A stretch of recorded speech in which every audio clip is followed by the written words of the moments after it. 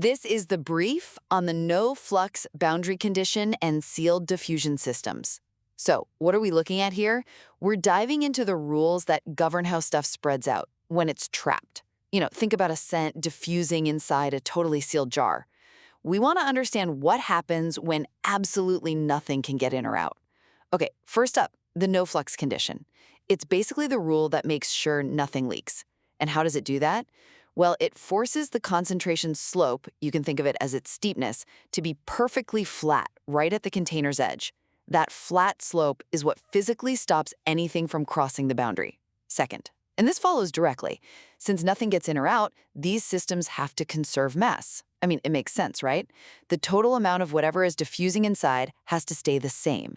And that means the average concentration throughout the whole volume just doesn't change, ever. And finally, what's the end game here?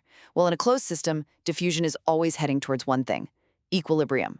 So even if you start with lumpy, uneven concentrations, it's all going to spread out and smooth over. The system is only done when the substance is distributed perfectly evenly, matching that exact same average concentration we started with. So really, the zero flux condition is what defines these sealed systems, locking in mass conservation and pointing everything toward one inevitable end: a uniform equilibrium.